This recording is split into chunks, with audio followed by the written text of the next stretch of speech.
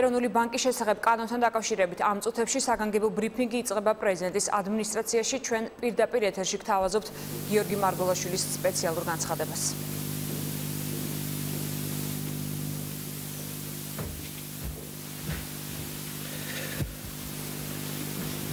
ვიწყებ. მოგესალმებით, პატივცემულო საზოგადოება. თქვენთვის ცნობილია, რომ 2015 წლის 22 ივლისს საქართველოს პრეზიდენტის ხელმოსაწერად პარლამენტიდან მოვიდა საკანონმდებლო პაკეტი, რომელიც ითვალისწინებს საქართველოს ეროვნული ბანკიდან საზედამხედველო ფუნქციის გამოყოფას. ამ პროცესში, რომელიც მიმდინარეობდა ამ კანონპროექტის განხილვის ირგვლივ, ჩვენ ვიყავით ძალიან აქტიურნი და საზოგადოებას ღიად უზიარებდით ჩვენ პოზიციას. ჩვენი კრიტიკის საგანი იყო როგორც პროცესის ნაჩქარეობა, ასევე დეტალები, რომელიც იყო დაკავშირებული კონსულტაციებთან ამ პროცესის მიმდინარეობის პროცესში, ასევე შინაარსი არსებული კანონპროექტისა. პირველ რიგში ჩვენ ყურადღებას და კრიტიკას იწვევდა ის, რომ ჩვენ საუბრობთ საკონსტიტუციო ინსტიტუტზე, ეროვნულ ბანკზე. ინსტიტუტზე, რომელიც იმდენად მნიშვნელოვანია, რომ გაწერილია საქართველოს კონსტიტუციაში. ჩვენ საუბრობთ ამ ინსტიტუტის ცვლილებაზე იმ მომენტში, როდესაც კონკრეტულად საქართველოს ეროვნული ბანკი საერთაშორისო ექსპერტიზის თვალსაზრისით იმსახურებს მაღალ შეფასებას. ხოლო არგუმენტები, რატომ უნდა შევცვალოთ ეს ერთ-ერთი უმნიშვნელოვანესი საკონსტიტუციო ინსტიტუტი, ნაკლებად ისმის.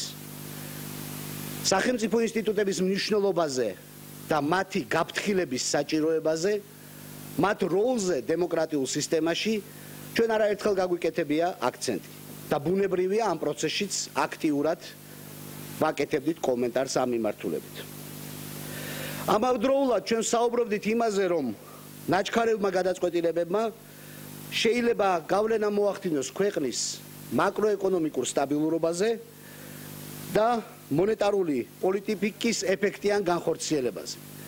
ჩვენ აგრეთვე საუბრობდით იმაზე, რომ ცვლილებების შედეგად კონსტიტუციით განსაზღვრული ფუნქცია ეროვნული ბანკისა, რომ ფინანსური სექტორის ეფექტური ფუნქციონირებას ხელი შეუწყოს, შეიძლება დადგეს კითხვის ნიშნის ქვეშ. გამომდინარე ყოველივე ამ წინაპირობიდან, მე გადავწყვიტე, რომ ამ კანონპროექტს და თანამდებობ კანონპროექტებს, რომელიც არის პაკეტის სახით შემოსული, დავადო ვეტო. ამასთან ერთად საერთაშორისო ორგანიზაციებთან კონსულტაციით, ევროკავშირთან კონსულტაციის პროცესში ჩვენ, როგორც ეს არის განსაზღვრული კანონით, შევიმუშავეთ მოტივირებული შენიშვნები და შესაბამისი კანონპროექტი. კანონპროექტი, რომლის შედეგადაც ძლიერდება ეროვნული ბანკის დამოუკიდებლობა და მისი საზედამხედველო პოლიტიკის ეფექტური განხორციელება. მე მინდა ხაზი გაუსვა იმას, რომ არსებულ ვითარებაში, როდესაც გუშინ ჩვენი მთავრობის წარმომადგენლები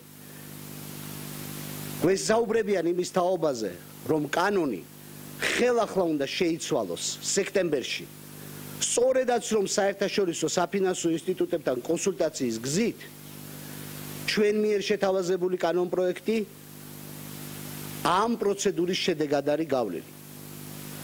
მე მინდა ხაზი გაუსვა იმ ვითარებას, რომ არსებულ ვითარებაში ეს კანონპროექტი არის ოპტიმალური გამოსავალი ქვეყნისთვის და ოპტიმალური კანონმდებლობის დამდგენი ამ სფეროში. და ბოლოს მინდა ხაზი გაუსვა იმას, რომ ვეტო არ არის არც პოლიტიკური დაპირისპირების, არც კონფრონტაციის ინსტიტუტი. ვეტო არის კონსტიტუციური მექანიზმი იმისთვის, რომ აი სწორედ ასეთ შემთხვევებში, როდესაც ჩვენ შეგვიძლია უფრო ეფექტური კანონმდებლობა მივიღოთ, ხელი შეუწყოთ ქვეყნის გაძლიერებას და განვითარებას, აი ამ კონტექსტში ითანამშრომლოს პარლამენტმა, პრეზიდენტმა და მთავრობამ და ერთად ქვეყანას უკეთესი გადაწყვეტები მისცეს.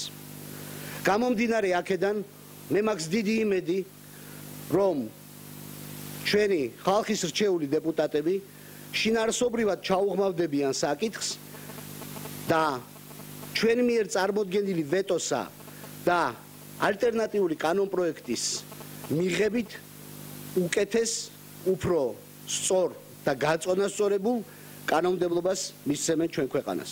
დიდი მადლობა. ეს იყო პირდაპირ ჩართო პრეზიდენტის ადმინისტრაციიდან გიორგი მარგოლაშვილმა ეროვნული ბანკის შესახებ კანონს ვეტო დაადო. პარალელურად მან ისაუბრა იმ ალტერნატიულ კანონპროექტზე, რომელიც მის ინფორმაციით პრეზიდენტის ადმინისტრაციამ საერთაშორისო ინსტიტუტებთან ერთად შეიმუშავა.